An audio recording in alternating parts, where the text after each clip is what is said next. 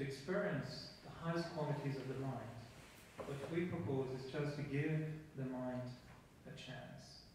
Give the mind every day a little moment where we stop bombarding the mind with all kind of noisy ideas and busy ideas and negative ideas, and allow the mind to reveal its own thinking, its own truth. And for that we need basically silence. Best, companionship for the mind is silence. Not necessarily physical silence, but silence from these other thoughts. And when we start to give time and space to the mind, we start to see the mind a little bit as what we see today in the springtime, as blooming. And the mind can catch thoughts that are coming from deep, deep within, which are absolutely beautiful. And they are the thoughts that are going to resonate. What is really inner peace? What is love that doesn't come from another person or from a situation or from the fact, I love that one, but I don't love that one? What is pure love? What is it to be loving by nature towards everyone in general, no one in particular? What kind of love is that? What kind of peace is it? That is not a peace that I feel only because there's a fire in the fireplace, or there's birds singing, or there's an ocean in front of me quietly presenting its waves. What kind of peace is it that is just natural, pure peace? Making the mind our best friend is a little bit like the story of the Little Prince. I'm sure it's a universal story, right? You all know the story of the Little Prince? It's one of the most, do you know that it's still the #1 bestseller after the Bible? Apparently. I think Bible is just for safe conscience, but after for truth, we go for the Little Prince. And this one is easier to understand and probably resonates with universal. It's a book that has been translated in the most number of languages in the world. It's a book that has been sold throughout the last decades, the most around the world. Why? Because everyone recognizes the truth in the Little Prince, and they all identify with the Little Prince. Anyone read The Little Prince and felt they were the snake? No. Probably not, no. They prefer to be the Little Prince. And so this one part of the story of the Little Prince is beautiful because he meets the fox. And it's a long time I read it, but if you remember when he met the fox, for him was like meeting a nice little panda or teddy bear. And the first thing he wanted to do was to catch the fox, like a teddy bear, instead to pet him. Oh, it's a nice pet, and you're mine. I want you. And the fox says, no. That's not how you become friends with a fox. The what? Remember what he did? He told the Little Prince, no, if you want to be friend with me, here's what we're going to do. You're going to come every day. Every day, the first day you'll sit over there, quite far, and we'll look at each other. That's it. And next day you come, you'll sit a little closer. And next day you come, we'll sit a little closer. And the Little Prince says, yeah, but what's the point? By the time I sit in front of you, it will be time for me to leave. He says, exactly. But when you leave, we'll be friends. And when you leave, then you'll start remembering me. You'll remember me because, then he said something poetic. When I see fields of wheat, the gold of the wheat will remind me of the color of your hair. And when I look at the stars, something like that, I'll hear the echo of your laughter. So he says, this is friendship. It's a process. So the mind will not become our friend just by saying, okay, oh mind, be my friend. No. Mind will become friends when we give it time and space every day. And every day we allow ourselves to come closer. Listening to the mind is like allowing this gentle voice within to speak and say things that are like, hey, I want to really know you. I want you to reveal who I am. Because the mind will be the speaker for the voice of your conscience. So if we want the conscience to speak clearly, we have to give mind time and space so that it can allow the conscience to speak. When people say sometimes, a little voice in me is guiding me. Well, that little voice is not very loud. So it requires a very quiet and peaceful mind to reveal itself. Does all this make sense to you? Or, yeah? Do you mind? Does expression we use, right? Sometimes it's like, do you mind? What's on your mind? Don't lose your mind. These are expressions we use, but today, if you think of it, it has a completely different meaning. Because the mind is, that organ of the self, that if we learn to make it our friends, what will it provide? Safety. Why do you like your friends? They love you, right? You don't like a friend that insults you every day, is it? You like friends that are kind, caring, that are there for you when you need them. If there's a problem, we feel the friends are there, we can call them. We feel secure with the friends. We feel we can tell everything to a friend. We feel the friend will not judge us. Is that how we feel about our mind? This is how we can trust the mind. And so if we give time and space to the mind will start to echo the sacredness, the respect, the love we give to the mind. And meditation becomes a moment where it's as if you're watching your mind, waiting for the thought to come. And it's like you're watching the ground in the spring, and you're waiting for the flowers to come out. And you know they will come out. And so when the mind starts to give thoughts, and you start to feel quite happy with the thought, you say, wow, this is a beautiful thought. Then you realize the power of the mind. In my personal journey with this organization and in the practice of meditation, it took me a long, long time to comprehend that the mind was the voice of my conscience. And that if I didn't let my mind to be quiet, I would never hear the right thought that I need to solve a problem. And so when we have a problem, instead of getting worried and stressed and negative, if we could just stop and say to the mind, okay, I know you need quiet time, so I'll let you be quiet. If you can please in 10 minutes give me the solution, it would be very nice, I appreciate it. You're my good friend, right? So what about we make a deal? 10 minutes, is that okay? And so you give your mind 10 minutes and check how in 10 minutes your mind can just bring some beautiful thoughts. So I know it's just a little glimpse because of time being a little bit on the other side, and I don't want to just throw too much on your side. Just wondering if any one of you have any burning questions or thoughts or feelings that you want to express or ask at this point, or because otherwise I'd like to take you into another experiment of meditation, but open to see if there are any comments or need for clarification on something I would like that can be used. Anyone has a thought? Yes? Yeah. Just maybe use the microphone.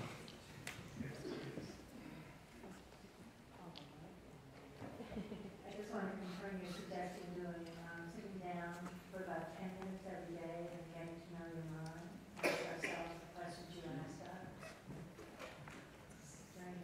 And the process, yeah. What we recommend is every day, in the same way that we give body food 3 times a day, how about every morning, taking at least a few minutes to allow the mind to experience silence, peace, love. So what we propose in terms of feeding the mind or nurturing the mind is taking time, creating a space which is conducive for meditation. It's very nice at home that if you have a little couch or a seat or a space that you find is more appropriate.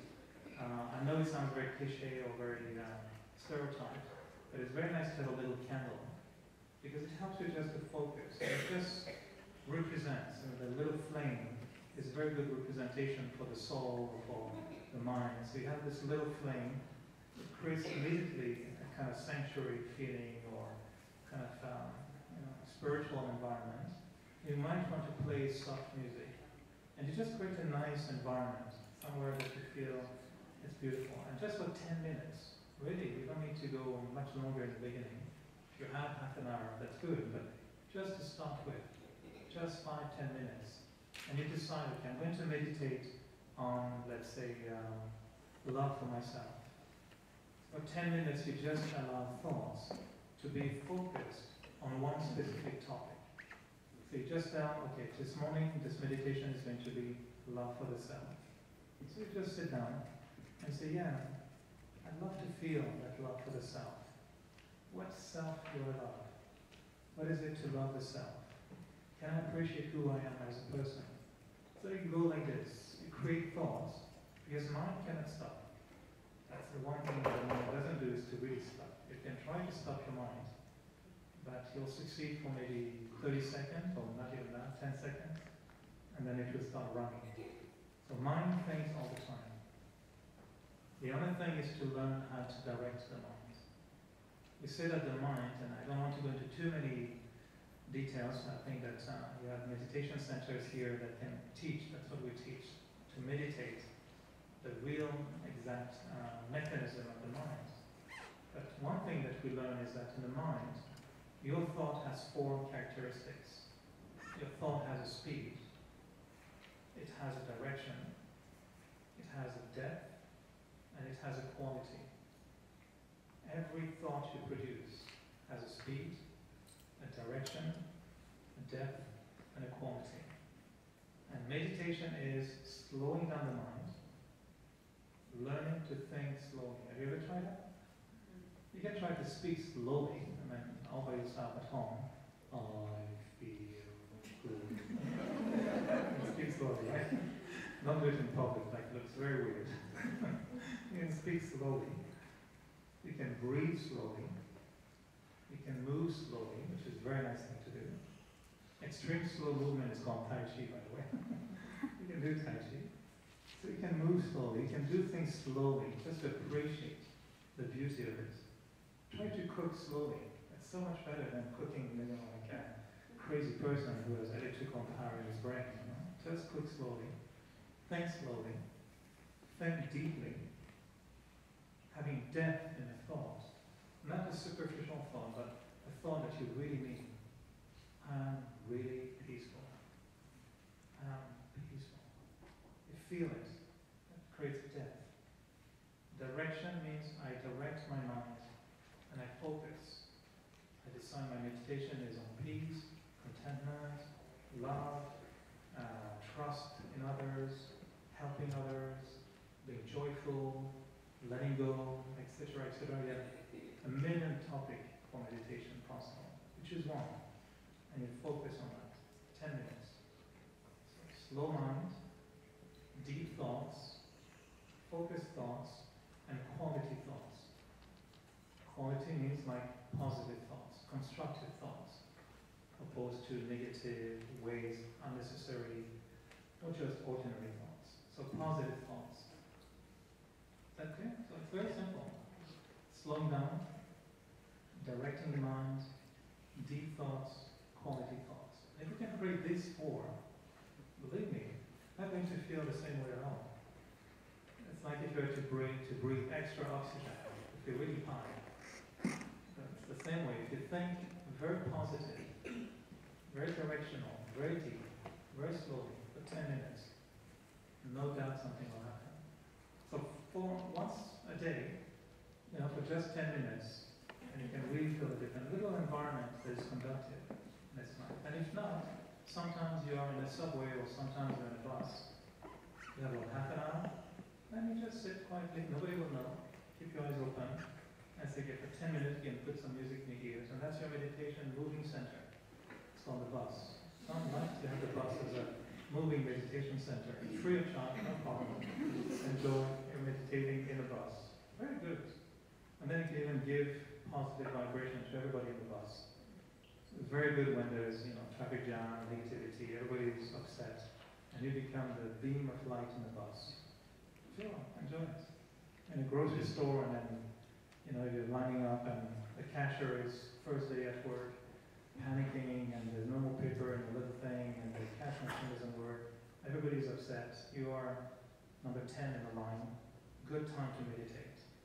I'm giving peace to that lady because she's really needing peace. So you do a meditation for somebody.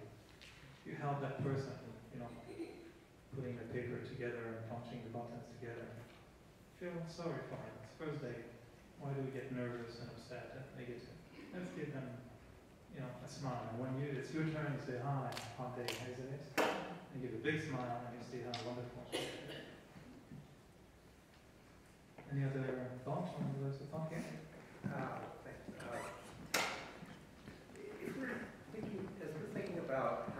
closer to some of the things that you talked about in this talk, that it could go from how to have, let's say we're not going to go to having 100% positive thoughts tomorrow, but we want to go in that direction, and we want to move ourselves in that direction. If there were one thing that we could do on a day-to-day basis, would it be to, say, take 10 minutes and say focus on one particular thought, and being a piece of being a whatever that thought is, and just focus on that, try to focus our attention and thoughts on that for 10 minutes? Would that be if there were one thing that we could do, what would you recommend?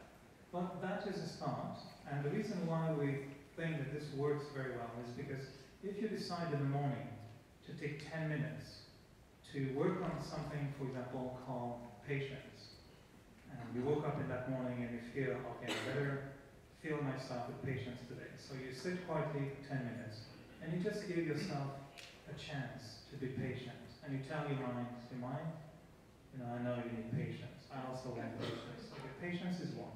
You think a little bit about it, and you tell yourself something nice about, I want to be patient today. So if something happens, I won't get impatient. I know patience is going to give me peace of mind. Patience will allow me to be much more productive at work. If I'm patient with my children, I know they're going to respond better. So you tell yourself positive thoughts, and you try to feel patience. If you are creative or artistic, you can imagine, what does patience look like? There's a flower, so we call it patience, right? And so you can imagine patience being, I don't know, something coming as a, slow motion. You can imagine patience as being the mother with the child, being very patient with the nuttiness of the child.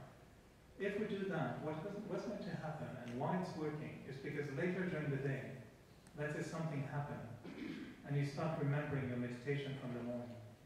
And suddenly somebody will come to you and say, "Oh, don't be impatient." And so that's funny, that's what I was thinking about this morning. And suddenly you make a link between what you were doing in meditation and your day-to-day activities. And so the meditation is not just 10 minutes, but it becomes 10 minutes that suddenly echoes during the day.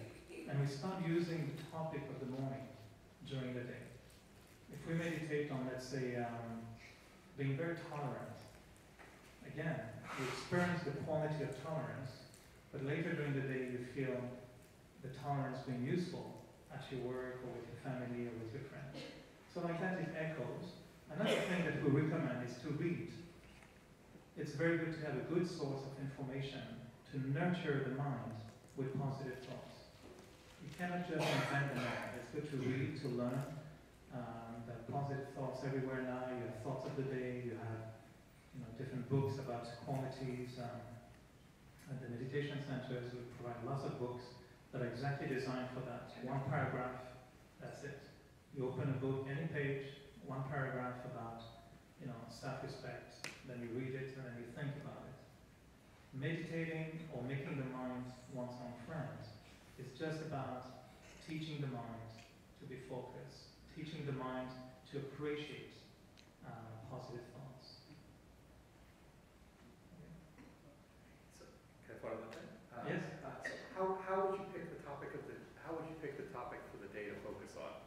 Like Well, two ways. Either just randomly, and there are many books now with topics that are all qualities, virtues, etc. Or based on my own needs. I recognize what is my need. Let's say yesterday I got upset with someone, and I really got in a conversation that really didn't make me happy, and I was upset, and I went to bed, and I woke up in the morning and said, well, I don't want to reproduce that again. So let's say I would choose for that, let's say I choose acceptance. And I said, okay, today I'm going to accept difference of opinion, difference of belief, difference of decision. What do I want to accept today? Let me be the one who accepts. So you choose a topic in response to what happened to you. Or let's say you're going to go through an exam, or you're going to go through a job interview. Okay, well, it's a good day to practice self-confidence. So you meditate on self-confidence in the morning, knowing today I need it. And you tell your mind, oh mind, please, can you be my friend today? Will you bring me nice thoughts when I'm in front of this person for my interview? Please, just be nice to me. Today, just bring me confidence. Okay, how do you want me to bring confidence? I don't know. I'd like as powerful thoughts and successful thoughts. Okay, mine will say that's fine. How many do you want? Well, I don't know, from 1 to 2 maybe. Would be good. Make a deal with your mind. It's a very good way to be. For me, meditation is to be creative. At work, I work as a producer, and we give training to producers to be creative. The thing is that if you ask 10 people to do the same thing, chances are that 9 out of 10 will do exactly the same thing. Only one will suddenly come up with something different. The challenge in meditation is to be creative, to be funny, to be entertaining. Challenge your mind. Hey mind, are you awake? What are you doing? Are you sleeping? What are you thinking about again? Who are you chasing after? One day before I came here, we did an exercise with the group, and the plan was every day, during the day, every hour, to try to make a list of what I was thinking about. So one day you can tell your mind, today I'm going to check you out. Think whatever you want, I'm going to check you out. So every hour you check this up and say to your mind, hey, what were you thinking about? You see, you thought about the chocolate cake again, huh? You have an obsession of the chocolate cake. Why? I'm not going to give you chocolate cake. I'm joking, but you catch your minds, and then you talk to your minds. That mind is really a living force. And the more we give it time and energy and space, the more it starts to echo. And you'll be surprised. Sometimes you'll be in your mobile meditation bus. You won't be meditating, and suddenly a thought will come. Give peace to that thought. Where does that thought come from? Hey, meditation, moving bus. So the mind will really echo in beautiful ways. I had that experience last week. We were focusing on that topic, make your mind your best friend. And I enjoyed in meditation, hearing from my mind thoughts that came from, out of space. I was thinking, you're not out of your mind, you're really in your mind. It's really enjoyable. So it's living, it's a beautiful experience. There you go, now we're triggering questions. So, One of us, God forbid, we're going to be locked up for a year in prison. And we had one book that we could bring with us. Would you have a suggestion as to what book that oh wow, that's a very powerful question. You're going to be locked up. Are you planning to be locked up in jail? I hope not for you either. But if we had to be locked up for 1 year in a book, in a jail, what book will we bring? We had only one book. Only one book. That's a very tricky, powerful question. Depends on your mind. What does your mind require? For me, I would choose a book from this organization because that's the philosophy that I connect with the most. So my mind will definitely want to read. We have senior teachers in this organization, and they publish many books. So I will pick one of those books. But depending why you're going to jail, or you might want to take the Lord of the Rings, you might want to take the Little Prince. Today I would say, why don't you take the Little Prince and read it over and over and say who you are, who am I? It's a beautiful book. There's another one called Jonathan Livingston the Seagull. If you know that one? Jonathan the Seagull. It's a beautiful book because we are the seagull. We are Jonathan.